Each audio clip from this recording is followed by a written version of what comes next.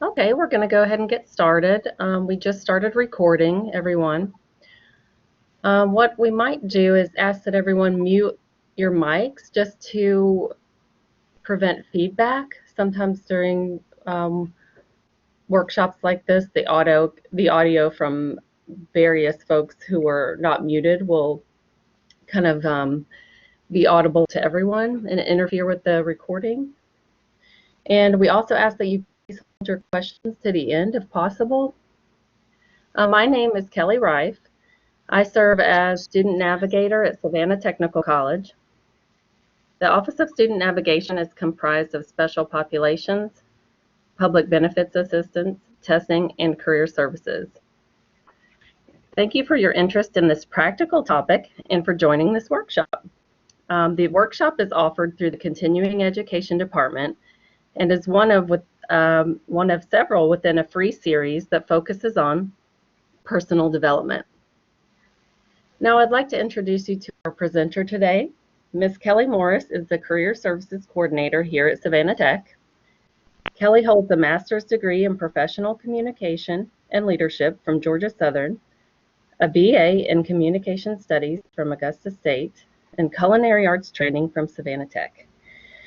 Kelly's primary role at Savannah Tech is to work with businesses and industry recruiters to identify job openings and to provide career development counseling to students. And without further ado, I'm going to turn the presentation over to Kelly. Oh, thanks, Kelly. Can everyone hear me okay? You can just type in and respond in the chat if you'd like. Just want to make sure everyone's comfortable and doesn't have any background noise, and very good. So again, thanks for tuning in today. As the other Kelly, there are two Kellys here at Savannah Tech within Student Navigation, so depending on which one of us you're talking to, I will be the other Kelly. But as she said, we're going to just chat through resumes today.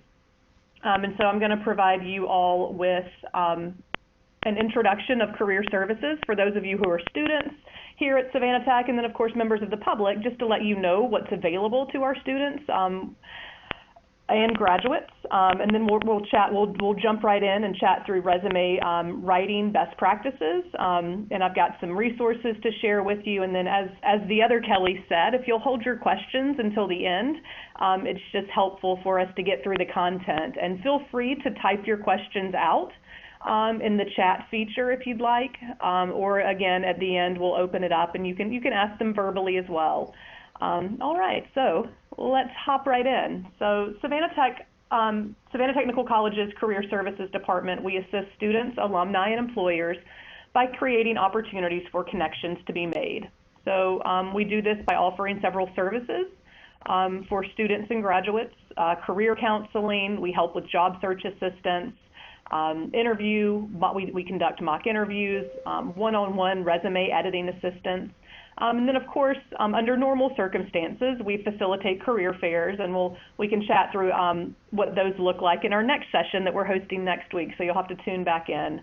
And then, of course, again, under normal circumstances, we bring industry leaders to campus, and we host tours, and then literally anything else relating to career services. You know, our goal here is to connect all of our students with jobs in their field of study. Savannah Tech is the college that works, and we aim to assist all of our students and graduates in that capacity. All right, so again, just the abridged version of what we just covered.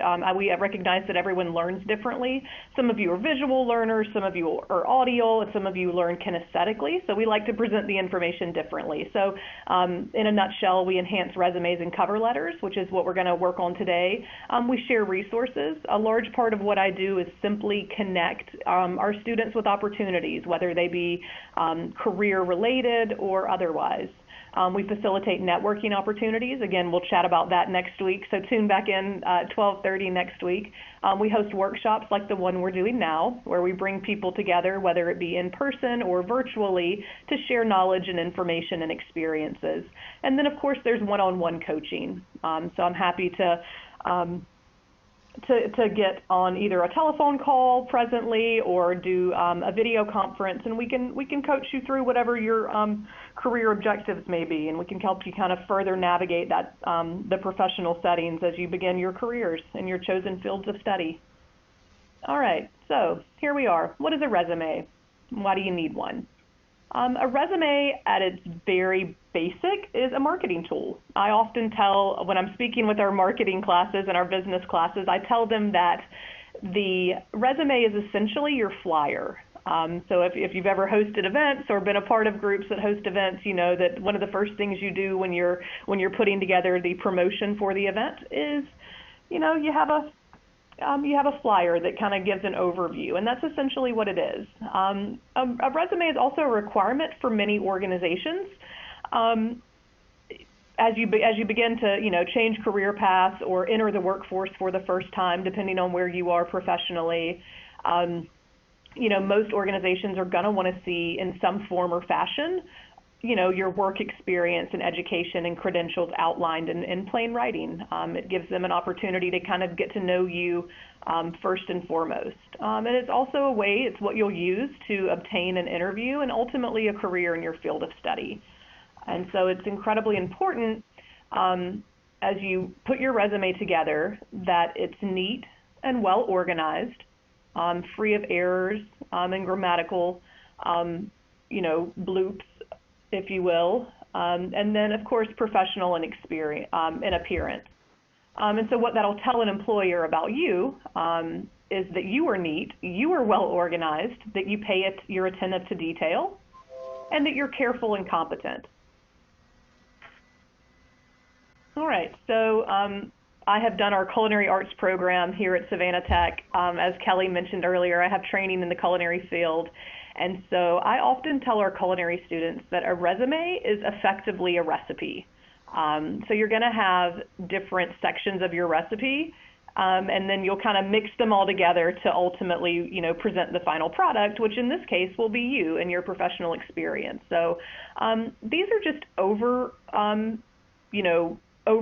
of the different sections. They're not necessarily listed in any particular order. I've got some resources after we chat through this that I'll actually show you some live examples of what a solid resume looks like. But of course, you're going to want to have your header with the following information: your name, your city and state, your email address, and your phone number, effectively your contact information. So the standard used to be for you to include your full address and contact information. But we find that it's, in this day and age with so much information being posted online and in various forums, it's just better to leave, that information off, as identity theft is a real concern for us. But your header can also include if you have a LinkedIn profile or any type of link to if you are a cosmetology student or a welding student and you have an online portfolio, it's also appropriate to include, a link to your virtual resume or virtual body of works as well. Most resumes for our students, because our students are either entering the workforce for the first time and or changing career paths, I find that objective statements are incredibly helpful because it can give it's not a full cover letter, which again we'll discuss 2 weeks from now in our next session in this series. But effectively, an objective statement is just a way to give an employer a quick synopsis of who you are. An objective statement is effectively your elevator pitch, but just in writing. And we'll chat about elevator pitches in next week's session too. You'll have to tune back in. Of course, your education. Primarily, you're going to want to focus on the name of the institution, your degree, and your major. Typically, we only focus on post-secondary education on resumes. For the most part, you'll leave off any type of high school or GED training, especially as you begin to earn credentials as you move through your program of study. The next section you'll have is your professional experience. Within this section, you'll include all full and part-time jobs, any self-employment, as well as practicums or internships that you've done. The information to include in this section is the company name, the job title, dates of employment, And the dates of employment we'll show you in just a moment will be listed as month and year as opposed to the full dates. And we'll chat through some other ways to corral that information in just a second. You're also going to list the responsibilities using action verbs and correct grammar. I'll have in just a second, I'll share with you a resource. So, and sometimes I realize it's a little easier to see it. So this is just giving you the overview, and then we'll actually look at a sample resume of a student. And then, of course, you're going to want to be concise. You're going to want to really tailor your skills and past, professional experience to the position that you're applying for. And then, of course, a lot of times employers, especially in this day and age, the job market shifted and the company culture has shifted as far as what employers are looking for. So, yes, you have credentials, you have experience, you can apply those to the job that you're interviewing for, but a lot of employers are going to want to see that you've been involved in extracurricular activities throughout your life and your college experience. And so we find that it's really helpful, and it kind of helps you tell your story. Yes, you're going to be an employee, but you're also a person, and you also have long-term goals and other interests outside of the organization, and it helps employers better determine if you'll be a good fit. So again, you'll include the organization and name, any type of award or role that you had within an organization. Of course, you'll order them by date chronologically, and I'll show you that in just a second. And then, of course, you can also rank them by importance of career objective. And so without further ado, if you're a visual learner like I am, and can everyone see this? I'll do what I can to zoom in for you, but you all may need to zoom in just a little bit, and you can do that by clicking the top left portion of the screen, and it'll allow you to hide or show the view controls, and then you can zoom in a little bit. I'm not sure, as we were testing this Monday, I'm not sure if it's zoomed in for you all or not, or if it's only zoomed in on my screen. Can everyone see it okay? And I have another option if you're not able to see it. So no worries.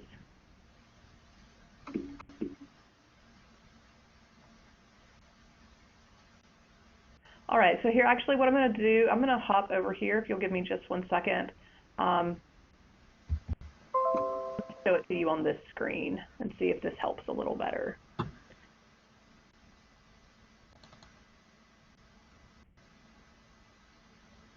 Very good. Can everyone see this screen too?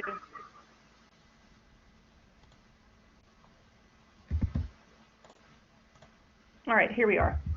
Let's see if this helps. Okay, so here you have, this is much better. Very good. Excellent. Thanks, guys. Thanks for the feedback.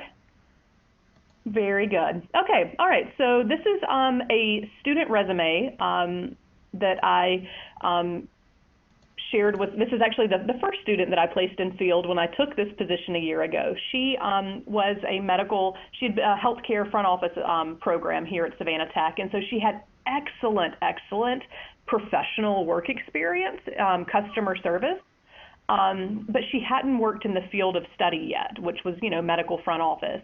And so what we did for her is we wanted to show that we wanted to kind of marry her professional experience with her, in classroom hands-on training that she had gotten here at Savannah Tech. So you'll see up at the top, we've got her header, which is, in this case, because we've protected her privacy, it's, it would look, your resume would look like this. Your name would be here, your city and state. Here's her phone number and email. And then, of course, I said there's always the option of adding the line for your any professional platform, LinkedIn, other portfolios. If you have a website where your work is displayed, depending on the nature of your training and what your objective is, you could also put that web address up there. And then her mission statement, again, it's just a quick, it's basically a hello, how are you, this is who I am to an employer. So we wrote a very clear mission statement. I'm seeking a position with a dynamic, fast-paced company where I can combine my extensive customer service and time management skills with my professional training in medical assisting. And then, of course, I like to have the area of expertise. And so we wanted them to understand that she again, recruiters are moving very, very quickly. You basically have, under a minute for them to know if they're going to interview you. So you want to make sure that the information is really organized, really, really tight, and very concise. But we wanted them to know that she had a background in medical communications, organization. She was most excellent in customer service, as that was her background prior to becoming a student here at Savannah Tech. Her time management, she was incredibly adaptable, so she was able to move and meld because she had worked in food service. And I'm not sure if any of you tuning in are like myself and like this particular student, where we cut our chops professionally in the food service industry. Mine in particular was front of the house operations, so and especially if you've ever been a host in a restaurant, you know that you have to adapt very quickly, because oftentimes you're the first line of defense and people are hungry and cranky, and you have to be able to move quickly. And so that skill, that adaptability that she had from her past work experience, directly translated into being a front office coordinator for a very busy medical practice, which is where we wound up placing her. Again, data entry. She had past experience and had gained some experience in the classroom here. And then, of course, she was professional. She was, very well dressed, very well spoken, was calm and cool and collected. And it was important that we told that story very quickly for her. And then, of course, the next section you'll see is her level of education. Again, Savannah Technical College, with the month and the year that she attended here. And then, of course, as I said earlier, we were really trying to marry her education with her past work experience. And so you'll see that we outlined what classes that she took, as well as included a quick history of them, so that they would understand that she had training in medical terminology, roots, prefixes, word building, abbreviation symbols, everything dealing with, terminology relating to human anatomy in the medical field. Again, of course, legal and ethical concerns in a front office. It was important for us to let the employer know that she understood the value of maintaining privacy, and that she understood the legal ramifications of adhering to HIPAA and other types of laws. And then, of course, she had medical insurance management. She'd had some practice, doing medical filing, and then, of course, medical front office procedures. She had experience in the classroom, of course, being, medical trained. She'd received an overview of what she would be doing in her office. And then, of course, we move into her work history. And so, oh, sorry, y'all. I'm having some issues with my screen froze. Technical difficulties, that's okay. We'll just scoot it on down. No worries. And so we really wanted to demonstrate, let me see if it'll let me do it this way. Very good. Okay, cool. So we're going to zoom in and look at her work history. She had worked for, a seasonal call representative. Again, skills that directly applied to working as the front office administrator for a medical practice. And so we were able to tell that story for her. You'll see that we used past and past tense for all of the positions. So accepted, took, made, presented, scheduled, communicated, but we also use strong action verbs. So I'll show you some more examples of those in just a second. And then, of course, I'll give you the opportunity to receive this information as well. I'll share my contact info with you. But again, you can see that the resume, sorry y'all, you can see that the resume is very neat, very tidy. This is a model that I've had tremendous success with. There are several other models that we could look at, but again, if we do some one-on-one coaching, if you are a student or a graduate and you're tuning in, I'm happy to chat through some other platforms and some other ways to display this same information. But my resume looks very similar to this, and fun fact, the resume that I have that looks very similar to this one is the one that I created many moons ago with my career coordinator when I was a college student. And so I have just continued to build off of the resume. Every time I get a new job or get more credentials or learn a new skill, I will, I add it to my resume, and it just keeps building. All right. So very good. Oh, sorry, y'all. If we could get back to the presentation, I'm not sure who's got my Kelly or my other teammates. Can you pop the presentation back up on the screen for me? Hey, I'm working on it. If not, I can do it on my end. It'll just take me just 1 second. Yeah, try that because Very good, no worries. You know, thanks for adapting and holding with us, guys. As you'll enter the professional world, you'll see that, you know, you have to adapt on the fly. And that's what we're doing now. And full disclosure, I share this with a lot of our students. I have never given a presentation that I did not have something go slightly awry with. And so, as with all things in life, as we talked about adaptability on that student's resume earlier, yeah, adaptability is a cornerstone. So I do believe, if you'll hold with me for just 1 second, I'm attempting, there we are. Everyone can see this now? Let me hop back over there. yeah. All right. Very good. You can see it. Okay, good. Excellent, excellent, excellent. Okay, so very good. So again, this is the header, the mission statement, the areas of expertise, education, relevant coursework, and work history. So that's just the smaller version. So now let's hop into some do's and don'ts for resumes. As we said earlier, you're going to want to use action verbs. Again, you're going to want to demonstrate if you've managed, coordinated, controlled, oversaw. Those are great words to use. And again, I have some resources to share with you that'll help. You're gonna wanna use short and concise sentences. You know, we joke about the education and the team here at Savannah Tech. We sometimes get super laborious in in our words. And so the other Kelly and I talk constantly about the need to just keep it short, keep it tight. There's plenty of opportunities when you do get the interview to expound upon what's found on your resume, but for the sake of the resume, it's just to highlight. You're going to want to use numbers, symbols, anything you can do to quantify amounts or experience. So for example, on my resume, I have a large part of my job, in addition to helping our students and connecting them with industry positions or you know, jobs in their field of study, I also track our graduates. And so on my resume, it now says, you know, oversaw graduate tracking placements for, you know, approximately, you know, 2,000 students annually. So it's very important that you quantify things. Employers are going to want to know, you know, what your turn times are, especially if you're in a medical office. You know, how many calls per day have you answered? What's your experience managing phone lines and volumes? And these are things that we can work through. You're going to want to keep your resume easy to read. Keep it uncluttered. We'll chat through the don'ts in just a second. But you'll also want to keep it for around 1 page. So the general rule for resumes, y'all, is 1 page for every 5 years of experience that you have.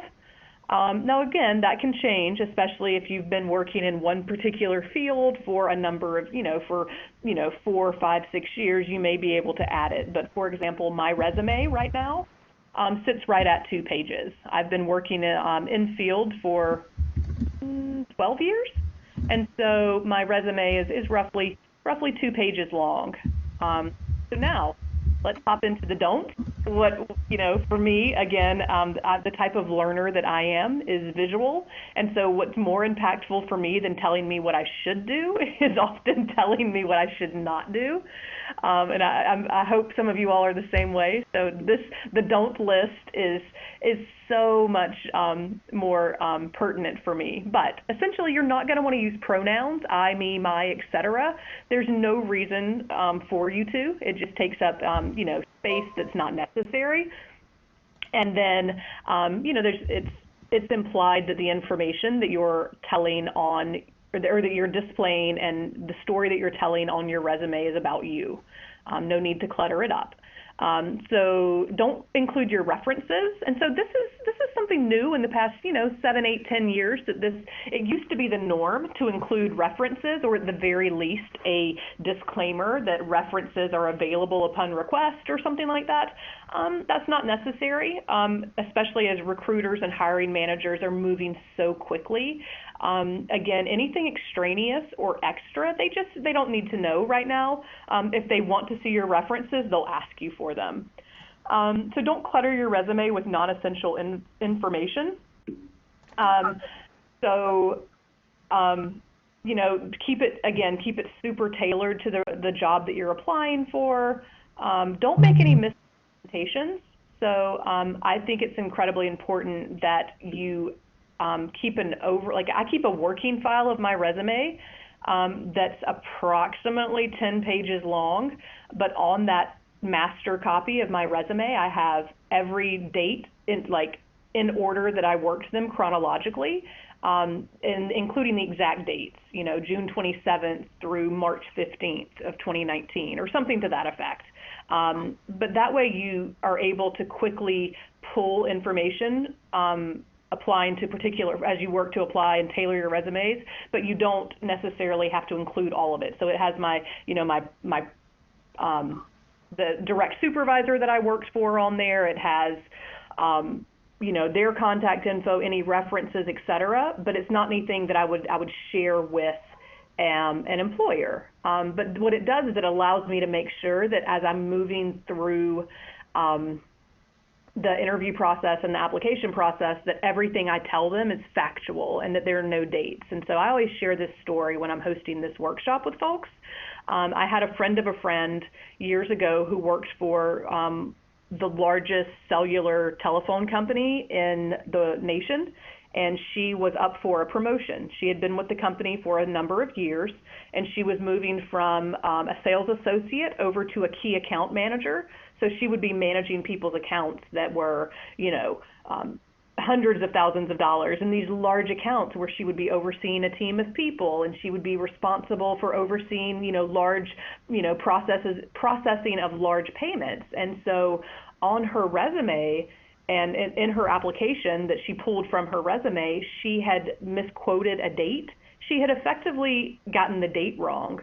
And so when HR did her background check, they found that the date was wrong. And so what happened was she was up for this promotion. The company was relocating her out of state. She had accepted. She was in the process of moving. And HR called and they said, "We're sorry, but we can't offer you this position any longer because of this misrepresentation." And so granted, y'all, it basically amounted to a typo for her, but it cost her the job because she was going to be such a pivotal role within the organization. And the fear was, if you can make a mistake like this, telling your own story, how will you be attentive enough to detail to move up in the company? And so it cost her the job. So I tell you that story not to you know, scare you or make you have any type of, you know, unnecessary trepidation, but basically just to let you know just how important it is to, you know, represent yourself adequately. And then of course the final bit is do not include any personal information on your resume. So don't put your social security number, your age, your sex, your height, your weight, your marital status. Photographs, actually our Vice President of Economic Development who's helped us put together this series, Dr. Stubbs and I go back and forth on the photograph. And so depending on the nature of the industry, you know, you may need a photograph. They may require it. Some industries do ask for a photograph on the resume, but again, that's where tailoring your resume to suit the industry that you're applying for comes into play. But as a general rule, you typically wouldn't have your photograph on there. All right. So now, if you need additional help, and I did see some questions rolling in. And so, like I said, we can share these resources with you all, and we can share this recording with you. And let's see, I see a question from Tina. Tina, what you got? With various work history, will you have to list them even if it does not pertain to the job you're applying for? And how many job histories do you put on your resume? Oh, that's a great question. So what I like to start with when I'm coaching students, I tell students to put every job they've ever had down on paper for me so that I can see it. And so depending on the type of job you're applying for, as I said, when you tailor your resume, so for example, my first job out of college, I worked as a property manager for a real estate company. And so when I applied for this job, well, excuse me. So when I applied for my job that I had 2 jobs ago, I worked for another university, okay? But I did not include that work history on there because it wasn't pertinent to the job that I was going to be doing for that university. But when I applied for my job that I took after that, where I was working for a land developer and a property management company, I included it there because it was pertinent to that job in particular. And so again, you'll tailor it. And then of course, when you're applying for governmental jobs, and you'll want to include every position that you've had, because when they pull those background checks, they'll want to see all of it, and they'll want to make sure that you've represented, yourself adequately. But if effectively, the short answer for that, Tina, is we'll tailor it to suit the needs of the job. And so it's kind of an individual basis. You can also kind of get a feel for what the employer is going to want to see in the job description of the position you're applying for. So those are questions that we can work out on a one-on-one basis. And then, of course, the more experience you get and the more familiar you get with applying for jobs and for, tailoring your resume, the less anxiety you may have around that. So let's see. Does it matter if it's been more than 10 years since you last worked, as far as work histories and dates? So that's a great question. Thank you for that one, Sheila. So no, not necessarily. Gaps in employment, you just have to, gaps in employment happen. We all go through life and we take breaks in employment for various reasons. We return to school, we have children, we have to, deal with life as it comes at us. So no, it doesn't matter if you have a gap in your employment history. The important thing would be able to tell that story in an interview. So you may ask, or they may ask you. And so if you don't remember the exact dates, again, that would be something to disclose to the employer as you're going through the interview process with them. To be upfront with them, but there's often, ways to track that information down. You can reach out to that employer. If you worked for someone, you can reach out to their HR department and say, hey, can you tell me exactly what dates I was employed? There's many ways to track it down. And if you absolutely can't, just make sure you explain that. What is this? Xavier, if I've been accepted into an honor society, where should I list that on a resume? That's a great question. So I would recommend, I'm going to back this presentation up just a quick second. Oops, sorry, y'all. Again, malfunction.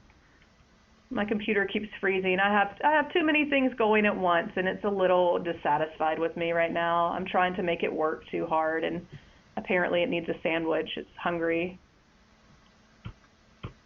Okay, maybe I can't back it up. All right, so here, let me try this. Let me try sharing a different screen. Give me just 1 second. There we go. Is that better? Y'all can see that now?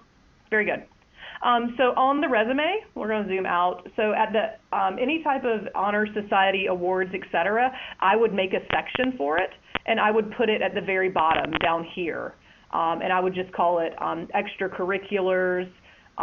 There's several different ways you can categorize that, and in order to keep the resume still one page, if this were your resume, I would take off your mission statements perhaps and move your education to where the mission statement is, leave the areas of expertise, and then put your extracurricular activities on the bottom. And again, we've got some other samples I can share. Did I get all of the questions up until this point? Very good. And so let me share with you all. I'm going to hop over to this screen. And so again, we can share these messages with you all, or these resources with you all later. Oh, hey Sheila, thanks for the feedback. I'd be happy to take a look at your resume, and we can chat through the resume looking too cluttered. We attempted to get as much information as possible on it. So this is from Snagajob. This is a resource, excuse me, that I've pulled from one of our community stakeholders. And so essentially it's a cheat sheet. And so we're often hesitant to use the word cheat in academics, but in this case, I think it's appropriate. So again, this is just an overview. So 1 to 2 pages in length, again, depending on the level of expertise and experience you have. You're going to ideally want to have your margin set at 1 inch. And so, Sheila, to your point that it looks too cluttered, because we had a great deal of information that we wanted to get on that resume for that student, we changed the margins to 1/2 inch. So again, you can tailor it to suit your needs. You're going to want to keep it left aligned, so everything's flush left, with the exception of any particular items that you want to call out. And very good, Kelly. I see your notes. Yes, absolutely. We can share these examples modules via email. And so I believe that everyone who signed up for this course had to sign up with email. And perhaps our moderators can help me get this information to our to the people who've signed in. And then, anyway, back to our fonts. So again, Times New Roman, Helvetica, Garmin, Georgia, or Calibri. Calibri is my favorite. It's very clean. It's very tight. It's sans serif, so there's no, if you look at the Times New Roman, you can kind of see that, you know, it has the little extra on it. Pardon me for not knowing my fonts. My professor from grad school is probably killing me if he's tuning in right now, because I can't think of what the little ding-a-lings are called. I don't know what else to call them. Section or importance. So here you'll have your work experience, your education, your skills, qualifications, and honors accomplishments. Yeah, and then so words to use. Again, you're going to want to use strong action verbs: managed, improved, resolved, volunteered, created, trained. You're going to want to avoid any type of, colloquialisms that are perhaps too personal. So go-getter, loved, any type of cliche. It's hard to call yourself an expert. And don't say that you tried to do anything. They want to know tried and true what you've done. And then so here are some phrases to use. Again, this is one of my favorite resources that I've found. Again, I'm a visual person, so it helps to have all of the information that you can see and then refer back to. So again, phrases to use: you're going to write clearly and concisely, speak effectively, listen attentively, openly express ideas. So you get the idea. Organizational skills: handles detail, coordinates tasks. Coordinate is one of my favorite words to use, because it really, for me, tells the story of, when I hear the word coordinate, I hear of someone who is, a boots on the ground facilitator. Meet deadlines, manages. Manages is another one of my favorite words to use. We'll keep rolling through. Again, with interpersonal skills, sensitive, supportive, shares credit, team. I'm a huge fan. You can ask my team here at Savannah Tech. Everyone is my teammate. I love the word team. I think it quickly tells the story of how we function. We're a cohesive unit, and we function that way. Again, with management skills: lead, teach, counsel. Again, that word manage that I love so much: delegate, directs, implements, enforces. Again, these are strong action verbs that very quickly set the tone for who you are. Regarding research and planning: forecast, creates ideas, meets goals, identifies resources. Identifies resources is a huge component right now. As we all know, the world is, and especially the United States, is in such a flux. And so as employers are hiring folks, they're going to want to know that we, as an employee, that we, I have the ability to identify resources and then use them appropriately. We're in scarce times right now, and there's so much uncertainty. It's important that you can tell your story and let people know that, hey, I have the ability to track down information and resources should it be necessary. Problem solving, again, and here's a great section of action words. Advises, compiles, critiques, coaches, designs, directs, illustrates, oversees. That's another one of my favorite words. Words to avoid: references available. We talked about that earlier. Tries, objectives, responsibilities include, loves, anything that's too emotionally driven, you're going to want to avoid. And then, oh, sorry, I was trying to show you the very bottom, but I don't think we're going to be able to. I'll just tell you what it says since you can't see it. Sorry, y'all.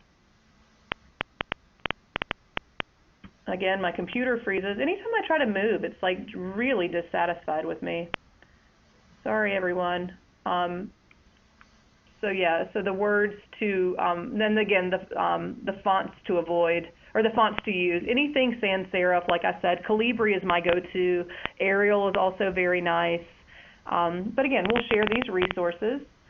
Tina, to answer your question, no, we do not use references available upon request or upon request any longer.